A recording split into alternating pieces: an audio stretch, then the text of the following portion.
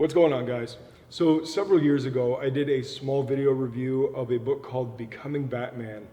And to make a long story short, while there were some decent points in there, there were many other points that definitely needed further review and probably several other sets of eyes to help the author along with some of his conclusions. But there's something we need to get out of the way first before we dive into building a better Batman. And we need to look at something very, very basic, and that is that being a crime fighter, being a vigilante in the vein of being Batman or say the Green Arrow or Daredevil, any of those kind of characters, it is flatly illegal. At best you're an outlaw, at worst you are a felon. Not that those two things are particularly separate from one another. And even if you go back in history and look at some of the inspirations for these heroes like Robin Hood and Zorro, those guys were squarely outlaws. They were operating outside of the law, and even if they were doing good by the people, by social moral conscience, they were still operating where the consequences of the law could come down on them, and thus I must recommend against any type of attempt to actually perform superheroing activities. And this is why when we're looking at this, we're not going to be talking about detective work and crime fighting and all of those things, because that is far outside the realm of things that we can recommend and things that as martial artists and physical culturists that we even train for. So keeping that in mind, right, we also have to look at the fact that leading a double life is going to be so exhausting. You will never have complete rest and recovery.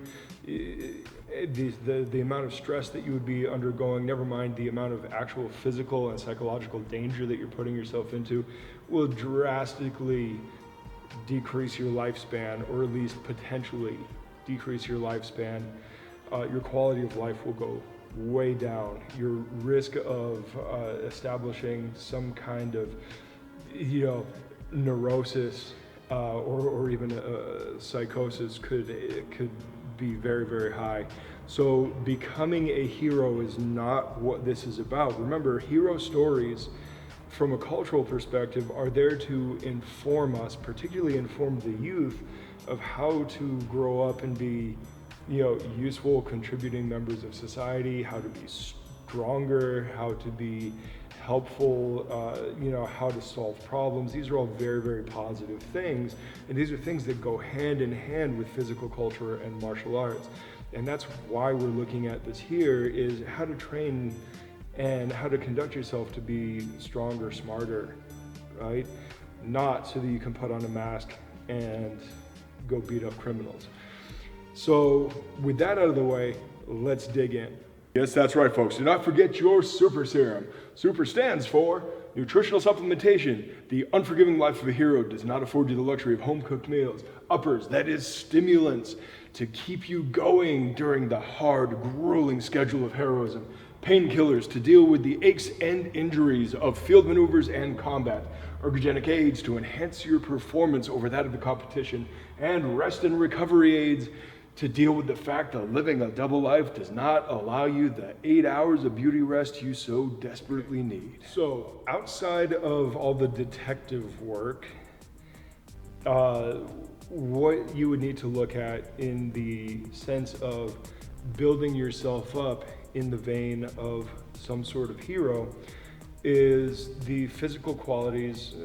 Obviously there will be other mental qualities, keeping up on your moral positioning and learning how to reason and argue and negotiate. Those are all very, very, very important things. But like I said, we're not going to be getting into all of that side of things because we're not going and chasing down criminals. So what's left is the personal development, and we can kind of break that down into 3 areas that will be useful for us as physical creatures moving through space, who can build ourselves up and gain some confidence and competence in what we're doing. So first we can look at strength and conditioning. In fact, I put that first because of these things. It's probably the most generally useful thing.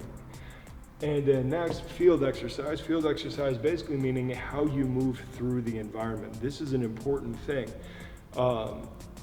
Every activity, whether you're talking fighting, running, chasing, existing, happens in a space, and you have to know how to navigate the field of play, per se, which means doing things out in the real world or in a reasonable facsimile of the real world that can give you some basis for how to move yourself through space, and potentially deal with moving other bodies through space, etc. And then the last one, and quite honestly, the part that gets overblown in comic books and movies, and probably would be of, maybe a tenth, maybe 1% of it in total, is combat training, right? And as martial artists, of course, we're most interested in combat training, but in the real world, violent crime is actually pretty low. Even in really, really high areas, violent crime is really low, and the majority of us only get into fights in sparring class or in competition. So that being the case, right, combat training is useful because it just kind of lets us deal with some of the primal nature of being a human, and again, building up competence and confidence that allows us to go through our daily routines a little better because we feel like we can take things head on. So the combat training, honestly, while its primary thing is that physical conflict, quite honestly, the secondary benefits of things like confidence and stick-to-itiveness and all that other stuff is really, really important. So when we look at these three things, we can kind of start digging into them, how we're going to build each. So if we start with strength and conditioning, the piece that we need to look at first is, are there any standards that we can kind of look towards for what is going to be optimally strong conditioning that will allow us to do the thing, right? So again, in the context of a hero, what real world thing is most like a hero? Well, probably soldiers and, emergency services workers like firefighters. Those are probably the closest things that we can draw from. And unfortunately, those fields have really, really, really low strength standards, and their conditioning standards are not particularly special either. So when we look outside of that, if you look around, say, the powerlifting community and other strength sport pieces of the community, kind of some numbers get thrown around from here and there. And I've even written a blog detailing this, actually kind of a two-part thing, detailing a lot of these numbers. So I'll link those down below for you. But what we kind of can look at is, if you kind of start parsing out where, the big lifts, which are your squat, bench, and deadlift, and then you add in the overhead press, which is very important. Strong men do overhead press, they don't do bench. Olympic lifting, overhead, not bench. And you also add in rows, because barbell rows are very much maximally loadable and should be pretty close to your bench number, at least if you're training it correctly. Then you can add in a barbell row to that. And then again, looking at the strongman side of things, you should also be looking at being able to perform some kind of a loaded carry. And there's many different ways. There's holding them in your hands, there's holding it across your shoulders, two of the big ones, just kind of cradling it in your arms. There's several different loaded carries, and I don't know that max numbers are particularly useful on those. But one of the things that we can look at is kind of those powerlifting numbers. And so if you look at like Juggernaut Training Systems, Chad Wesley Smith, he's got some basic figures that he throws out for his strength training for BJJ series. And Mark Ripito has put himself on the line and suggested strength standards for soldiers and other emergency services workers. And they all come out to pretty similar numbers. Big thing that you would look at for your big lifts, you're talking 2 times body weight squat.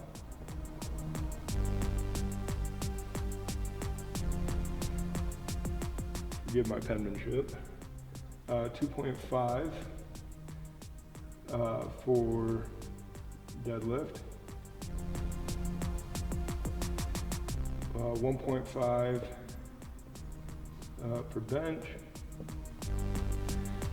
And then this is where it starts getting a little weird.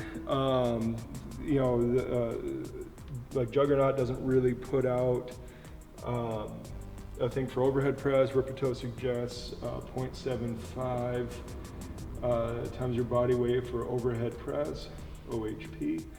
And then if we look at the barbell row should also be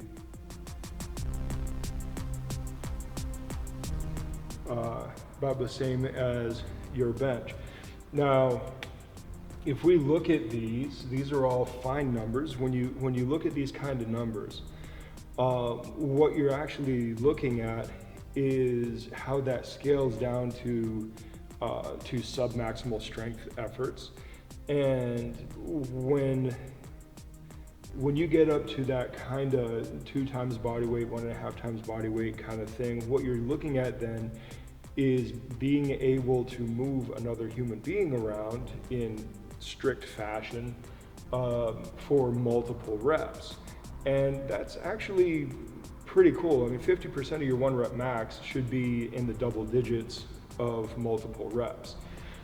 And so 2 times body weight squat's pretty good. Now, 2.5 times body weight deadlift, you could probably get away with 2 times. And in fact, at the elite levels, some people tend to excel in deadlifts, some people tend to excel in squats. It does seem the trend that most people can deadlift more than they can squat, but that's not always the case. But that's more of a specialized thing. I can certainly deadlift more than I can squat, but that's neither here nor there.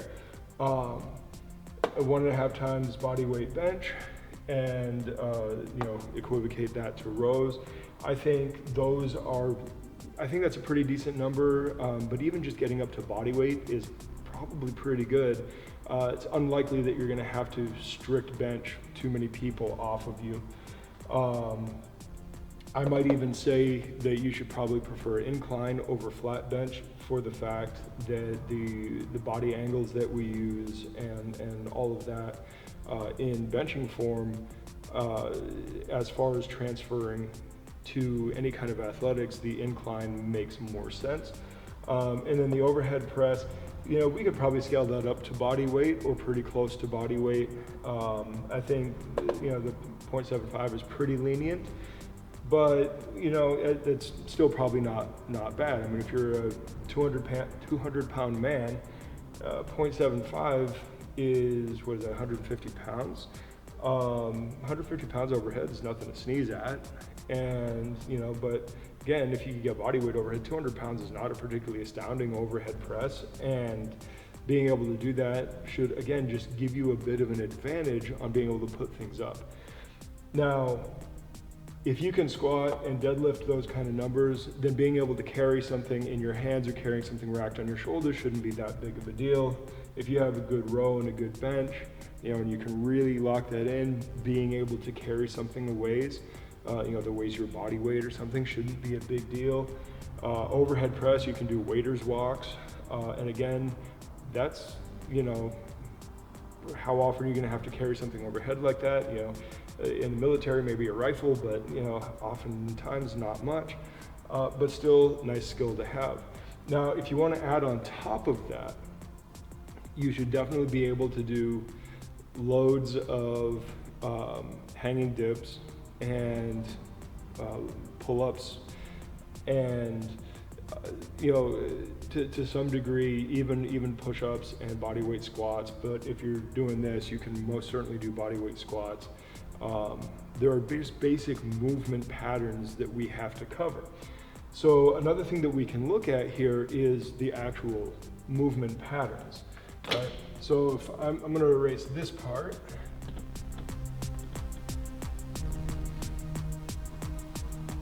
And So movement patterns, basic human movement patterns that we tend to, compound for all of our natural movements. We definitely have squats in there. And it's just sitting down and standing up. We definitely have carrying in there. We are constantly carrying things.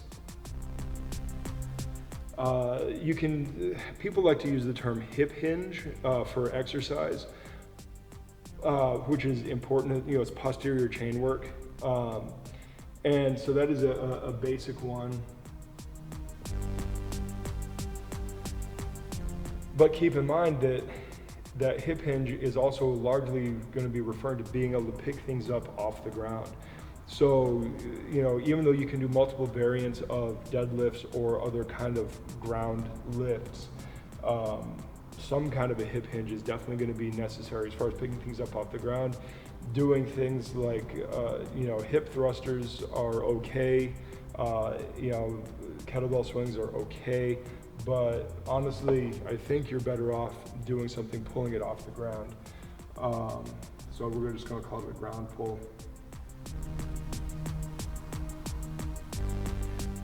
Then we definitely have upper body pressing and upper body pulling, and those can be done, from vertical to horizontal and everything in between.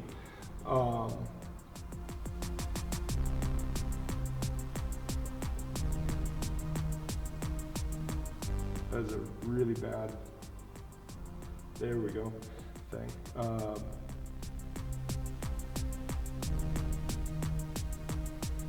Right, push and pull, real common. And then, some people like to throw a lunge and or a gait in there. Definitely, you should probably run in some sort. I prefer sprints, but a lot of people like other things. But just natural ambulation is kind of a basic human movement pattern. I would kind of put lunge in that same category. A lunge is kind of a gait and a squat together. So I don't see that as a particularly single baseline pattern. So just looking at these kind of things, right? You can start looking at how you're gonna carry out your programming for strength and conditioning. Now, the big difference between strength and conditioning, of course, is that strength refers to your, it gets fuzzy, but generally it refers to your ability to produce force. It can also refer to your toughness, your ability to withstand force. There's kind of a yin and yang to it. Conditioning is actually kind of a poor word, but because it just means to make something ready for something. But in the realm of athletics and combat, conditioning generally means that you have some kind of muscular endurance and stamina and cardiovascular endurance and stamina. And it's usually more task specific. As far as these patterns go, there's multiple variations of squats and leg extension, things that you can do, multiple variations of carries that you can do, multiple variations of hip hinges or ground pulls that you can do, multiple pushing and upper body pushing and pulling exercises, pulling in this case being bent arm pulling, and there's very many modalities of running and walking that you should engage in. And then on top of that, we should probably, even though it's kind of just an explosive version, we can just kind of put jumping in there, because that's going to come up into our next segment on field exercise. So when we're looking at our strength and conditioning routines, we have to find a way to put all these things in there, sometimes working for maximal strength, sometimes working for muscular endurance, sometimes working for cardiovascular endurance, and just keep on cycling through, working the energy systems, working at different intensities. You don't just pick one intensity and work with that, you program around it. And you can look at a lot of different people for programming. Mike Tuchscherer, Reactive Training Systems is a fantastic resource. And you start looking at how to build those things. If you prefer body weight exercise, it's not going to get you there as strong, as fast as lifting external loads, but there are things like postural benefits and things that you can do with that. And you can get pretty far with calisthenics. I mean, if you watch the calisthenics movement, those guys are pretty good. The biggest thing they have trouble with, of course, is their posterior chain, because the posterior chain is just a difficult thing to work with body weight only work. Now, if you go one step further with the calisthenics and go into body carries, like you see in some of the military exercise programs where you're actually working partner and partner and providing manual resistance against each other, then you could do variations of like ground lifts and things like that using your partner as resistance, or having them hold a rope or a towel or something for you as you do some of these various things. That can be useful. Of course, wrestlers' bridges and gymnastic bridges will help the posterior chain. If you can muster them, backflips, I'm sure. And then even broad jumps have a massive hip hinge component to them. But being an explosive movement, there's only so many of those you can do. So if you do decide that you would prefer to go to the calisthenic route, then just keep in mind that the posterior chain may be a troublesome spot for you. If you go the barbell route, it may be tempting to push overly so into specialization towards powerlifting or strongman, which are all fine sports, but keep in mind the more specialized you go, the harder it is to engage in the other activities that you need, right? As there's only so much energy and so much recovery you have any given day, any given week, any given month.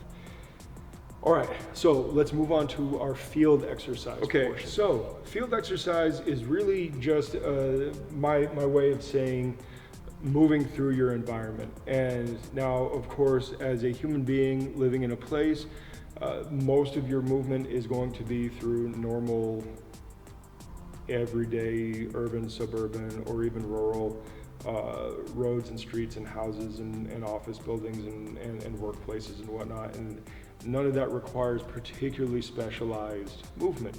However, if we go a little bit beyond that and we go into the realm of wanting to have more capability, then we need to look at how somebody might work. Again, how do heroes work, and what are their closest, real world analogs? Soldiers and emergency services workers. You're going to be talking about foot pursuits as a major part of that, and being able to manage obstacles in a foot pursuit is going to be a really, really, really powerful tool to have in your toolbox. And that basically brings us into the realm of track and field, and in my opinion, to a greater extent, parkour. Now, not taking parkour to the artistic extreme that we see in a lot of the free running side of things, but more in the early, more practical days, that we saw in the earlier movement. There was just a lot more running, jumping, climbing, dropping, rolling, those kind of things. And depending on what segment of the parkour community you get hooked in with, some may have more practical, some may have more artistic. You'll just have to kind of sift through and work on that. Definitely recommend you find a coach for it, somebody who's been doing it for a long time, just to save you the headache of smashing your shins into brick walls and spraining your ankle, falling from heights you're not ready for, etc. So we're going to go ahead and write down parkour right at the top, but then just even basic track and field exercises, things like sprinting, longer distance running, doing various hurdles and vaults and things like that are going to be really, really, really useful. And on top of that, and this is something we didn't do in the strength and conditioning, but this is going to be really, really useful too, on the track and field side of things, we have throwing of implements. And One of the things that we love to talk about with heroes, especially the non-powered or very low-powered superheroes, is that generally speaking, they're not out to kill their opponent. And most of them, not all of them, but most of them aren't using firearms. Most of them are using kind of specialized weapons or tools that can do the job in a way that is pleasing to soccer moms who don't want their kids reading about violence. So we're going to go ahead and say track and field. And to a point, we can even put Highland Games in there.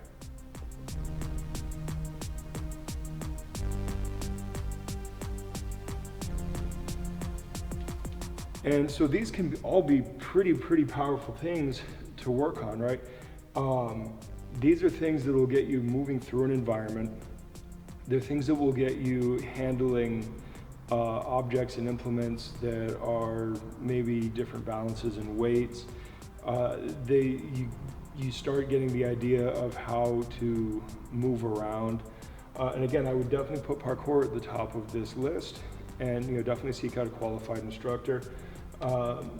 Track and field, these things are more regimented, easier to find instruction on. Every high school, every college has track and field, and plenty of books and videos written about these things, a lot of science exploring these things. Highland Games is maybe a little harder to find depending on where you live, but again, they use some odd objects outside of what you see in normal track and field as far as throwing goes, and that can just add to your ability to kind of heave-ho heavy objects, which can be really rather useful. So when we start looking at field exercise, a lot of the stuff that we need to be looking at, is moving around in these fashions, because again, in the role of a hero, what would you be looking at? You would be looking at a lot of foot pursuit in some kind of environment, especially if you're talking very low-powered or non-powered heroes. And I can tell you, having spent a couple of years playing with parkour, and I never did much with track and field. I mean, I've spent a good amount of time sprinting, but that was never a competitive thing. Didn't do it in school. And always been interested in Highland Games, but it's always been something a little outside of my reach as far as training and competing goes, so never had the chance there myself. But these themselves produce a ton of satisfactory competence and a lot of physical confidence, because you start understanding things like balance and agility and kind of how far you can jump and how hard can I go before my lungs start burning. And there's some really cool things that you discover through these, and it's going to be a fantastic part of the self-discovery process. Now, of course, going back to our strength and conditioning, well, these things can potentially get in the way of that development and vice versa. So you're going to have to find a way to balance and periodize those things, and that may mean blocking periods out where things go into maintenance mode and other things go into progression mode, and you kind of have to go back and forth on those, and that's fine. Just keep in mind that the more you're splitting your time, the more you're going to have to kind of play that shuffling the deck of what you're focusing on and what's in maintenance. And over time, you may find things that just, oh man, I just really don't like doing that, so I'm not going to bother doing that. And you can just kind of take some things off the table. And then other times you may just go, well, I'm okay being just above mediocre on a lot of things, and I just want to keep filtering through, right?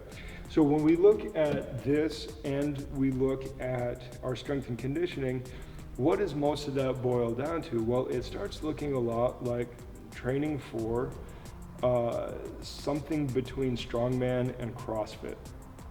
And of course, CrossFit doesn't have parkour in it, generally doesn't have throwing in it. Strongman occasionally has some throwing events in it. So this is not an exact analog, but if you start kind of looking in that realm, right, what are you starting to look at? You need explosive strength, you need isometric strength, you need just general 1 rep max slow grind strength, you need speed, you need agility, you need balance, right? All of these things, you need endurance, and we just keep going down the list, and it's a massive list of things, and honestly, like, so far it just sounds like we're trying to build a better CrossFit than rather than just building a superhero. But I'm okay with that. And one guy that you can look to that has a similar idea in his training is Brian Alsruhe. He's got a really cool outlook, and his primary competitive method is strongman. He trains with a lot of these things in mind. Maybe a little bit less on this field exercise stuff, but he does some pretty crazy movement stuff.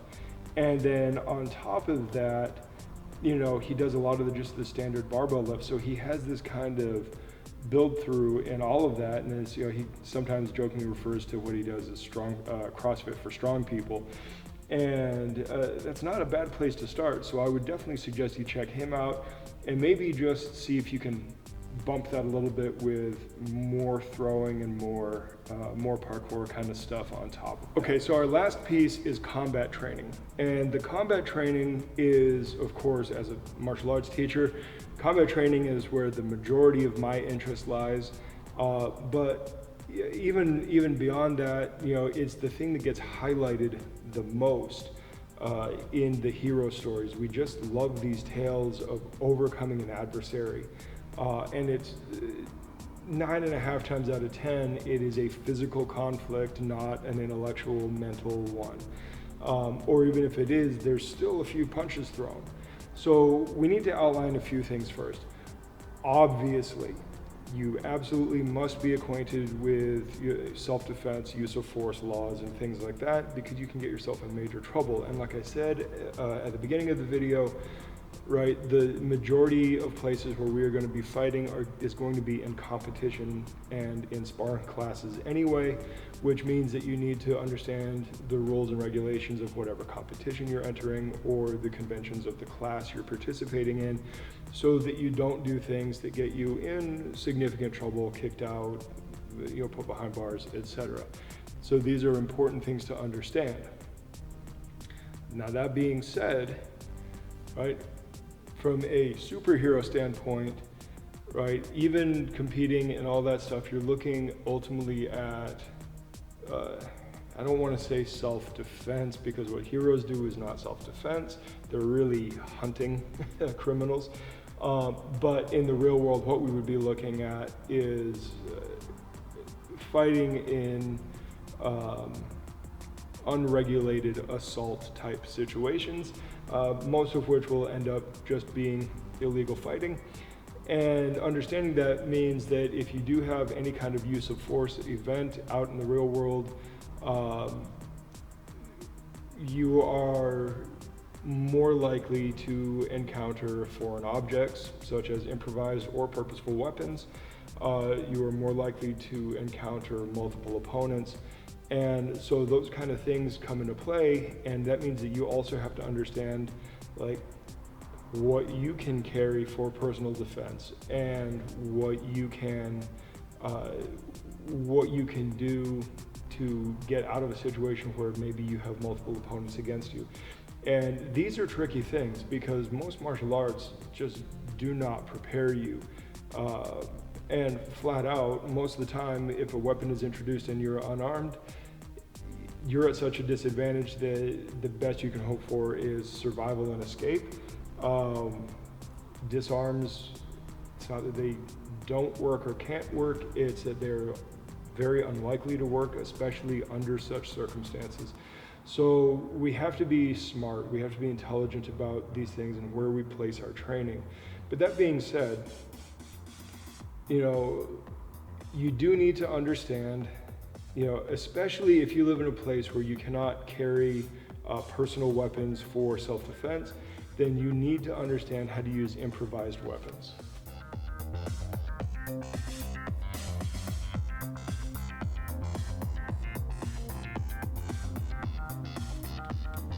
Now that could be, well, I mean, an improvised weapon really could be just anything that you can find in the environment you happen to be in.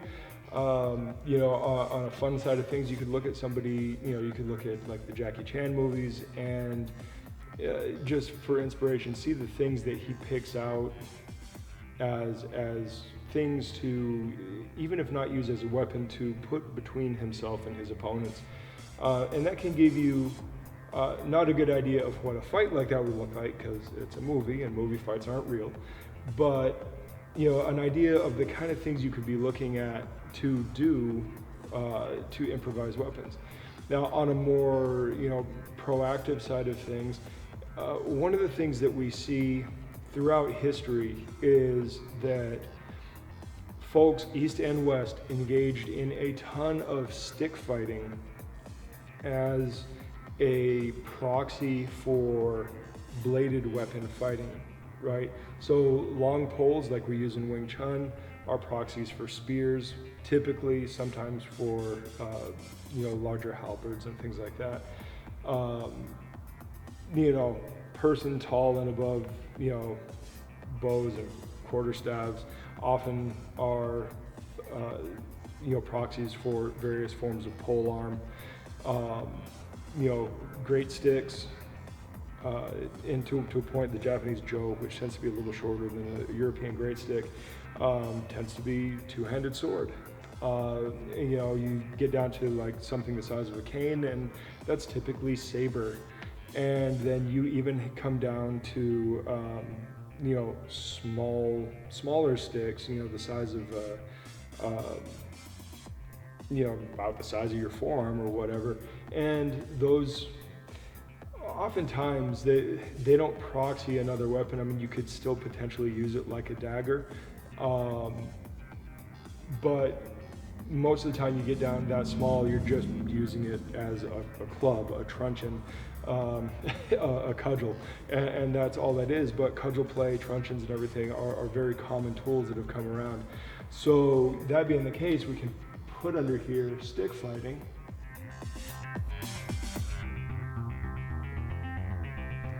And you can find stick fighting in many, many multiple, individual pockets of culture, and broader terms, Eastern and Western martial arts are very, very common things. And of course, beyond that, you have flexible weapons.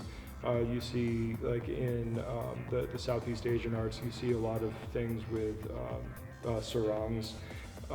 It's just a piece of clothing. You see in jiu-jitsu, the gi is often used as a weapon itself. You see some flexible weapons, chain whips could easily be just a length of chain or a rope darts. All these things can be used,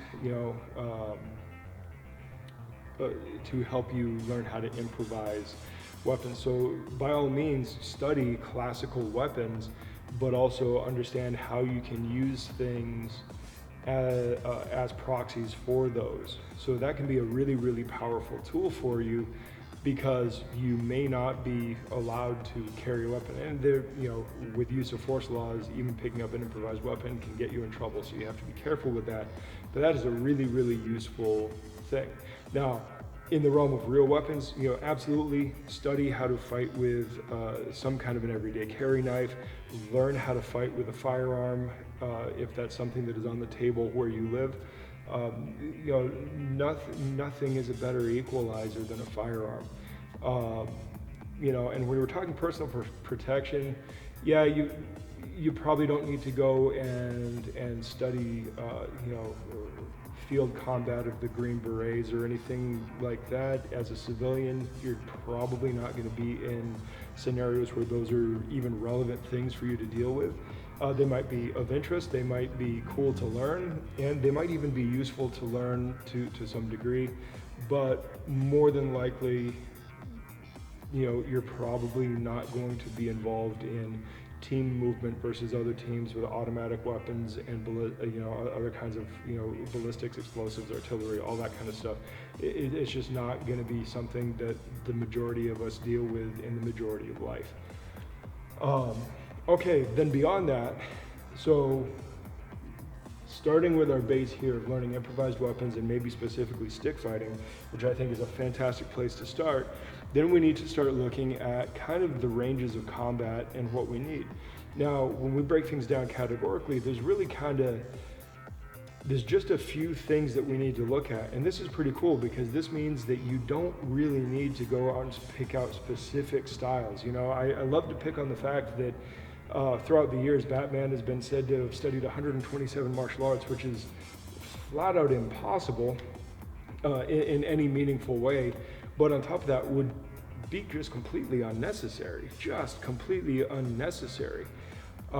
because if you understand how the human body moves, then every punch, whether you learned it from karate or boxing or whatever, you should be able to deal with multiple lines of hand strikes. You know, kicking may be a touch more specialized, but there's a good number of kicking martial arts, both specializing in low kicking and high kicking. And again, learning something about those to a reasonable level can be useful, and so on down the line. So let's make a brief list of those kind of ranges of combat that we need. Right, so let's just say striking, and then we're going to subdivide that into long range and close range. Because honestly, we don't need to put down middle range because fights move around all the place and you're going to be kind of accordioning in and out of these ranges anyway. So really long range is middle to long range and close range is kind of up in your face. Now, so for striking, long range striking, arts that kind of specialize in that, various Kung Fu styles, various long fist styles, Northern Shaolin comes to mind, Choi Li Foot comes to mind. But also think, like Taekwondo tends to be a fairly long range art. Savate tends to be a fairly long range art. So you have things to pick from there. You don't have to pick one as the ultimate. You pick one and you train it to the point that it is useful for you under a variety of circumstances. Now, close range, well, of course, I'm going to pick my baby, Wing Chun, but close range striking, you could also be looking at Muay Thai, beautiful, or any of those ultimately Khmer Empire type arts. Things that tend to involve a lot of elbows and knees. Kicking tends closer towards the shin. Those kind of things those are really, really valuable tactics. Left way may be, the king of all of those because it's kind of the least marred by the process of time. I happen to love Baji. I think Baji is just a beautiful art, and that is a pretty decent close range art. So learning how to deal with close range striking is a really, really valuable asset. And of course, that also means learning how to do various clinch work, holding and hitting, so now that means that we have to work in grappling.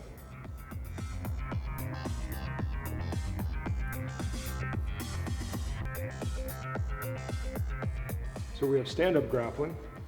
Now stand-up grappling can be everything from just controlling arresting holds,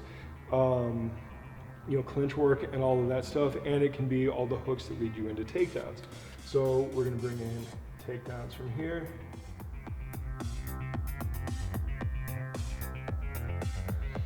And then after takedowns, you need, of course, ground control. I'm going to say specifically ground control.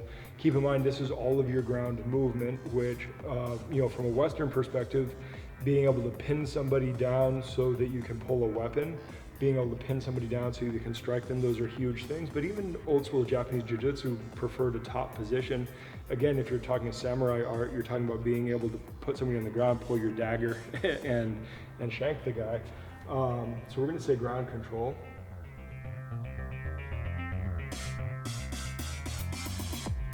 And then at the very end of this, what we're going to do, because this can be done both standing and on the ground, we're going to say, we're going to call it locking. for the sake of this video, but understand that that includes, choke holds, strangle holds, that, that includes arresting holds as well as, what is the word I'm looking for? Breaks and dislocations. And that just goes into that realm of submissions. But again, outside of the realm of sport, those submissions usually serve a purpose of either disabling the opponent or flatly knocking them unconscious.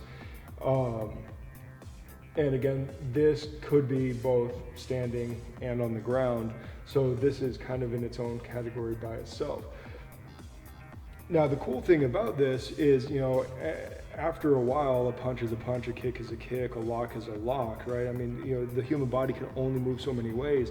So the fact is, provided you can find a good group of people to train with that are willing to train through a variety of intensities and a variety of tactics, and different scenarios, and be able to cross-play across different styles, then you'll be able to go back and forth through this. Now, of course, the easiest thing to do would be just to pick MMA or, potentially, Russian Sambo would be good ones, because that kind of just involves all of these things. But most of us don't necessarily have the resources to go find those things. MMA is pretty easy to find, so I shouldn't say that, but a lot of people don't want to train MMA, or people want to train MMA differently. And in this realm, I mean, there are dozens, if not, depending on how you want to break up lineages and whatnot, dozens, hundreds, potentially thousands of arts dealing with grappling of varying sorts. The groundwork is going to be the more specialized stuff that we see more specifically in catch wrestling, certain pockets of judo, and of course Brazilian jiu-jitsu.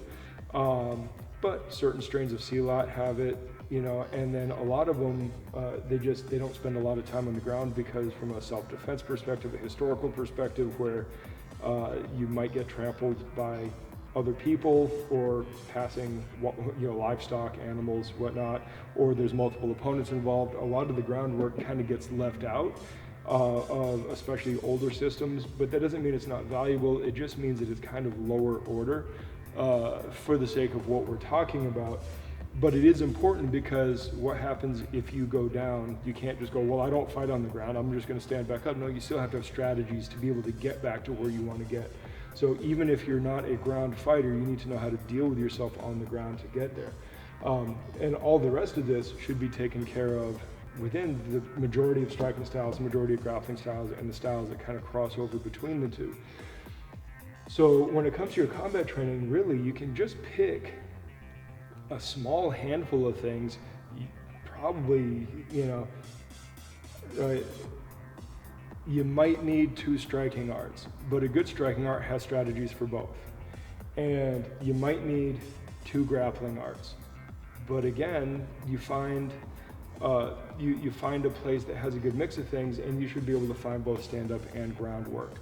And if not, right, you break this up at max, you probably need four separate arts, and then some time to be able to blend and mix them together. So,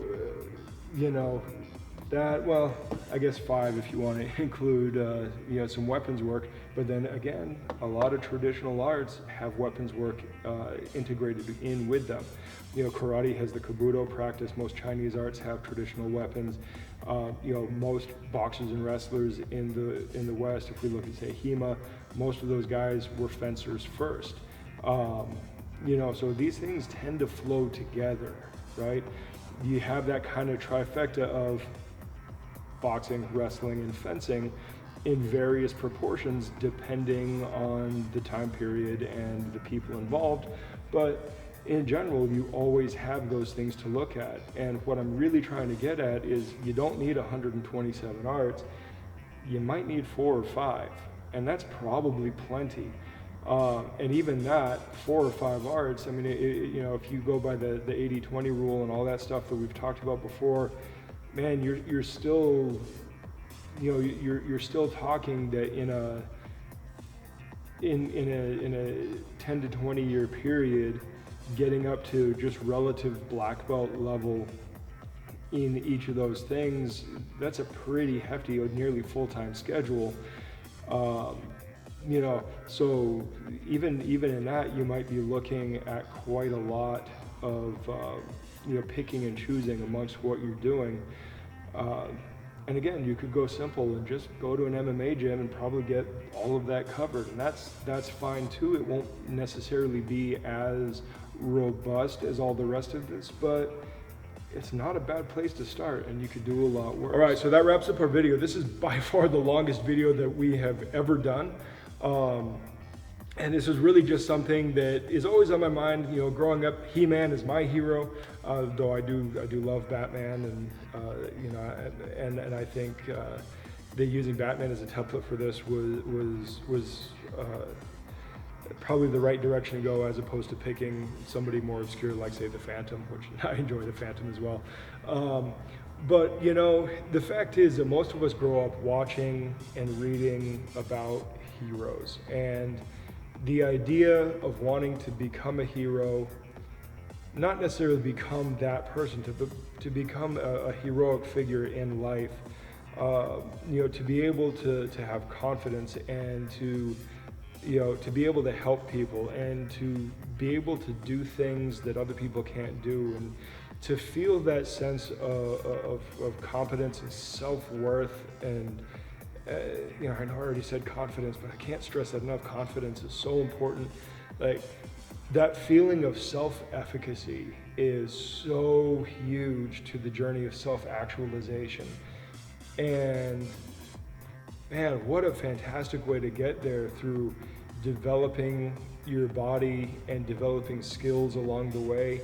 And I understand that for some people, they like it all up in the mind, and they, you know, people love to sit and work with, you know, code and numbers and things like that, and that's fine too. We need those people. We absolutely need those people. But for a lot of us, we're just, you know, upright monkeys trying to make our way through a world that doesn't make much sense, and being able to just be strong and capable helps us find who we are in life so well, so much better than anything else does. And so hopefully this video gave you a chance to see maybe a way to start that journey for yourself. Even if you're starting late, even if you're 40, 50, 60, whatever, you can get started on that. And yeah, sure, the later you start, the less far you're gonna get, but who cares? It's your life. If you want to do that, I mean, the end result is we end up underground. So why not have fun until you get there? So, you know, with that, you know, I urge you, find one of those places to start. Get to a gym, start lifting heavy things, start running and jumping, start throwing punches and kicks, start throwing people to the ground.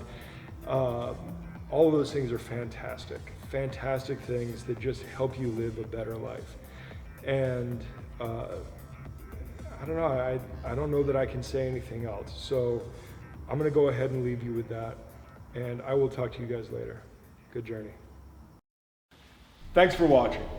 Like and subscribe. In the links down below, you can find our social media, and I encourage you to follow us there. Take a look at our blog, where we have articles that go into depth that we just can't do in our video productions. And on top of that, go to our Amazon store, pick out a shirt that you like, and every little bit helps. If you're ever in the Phoenix area, look us up. Come in for a class, come in for open mat, whatever. Love to see you down here. You can find all our contact info on the website. Talk to you guys in the next one. Good journey.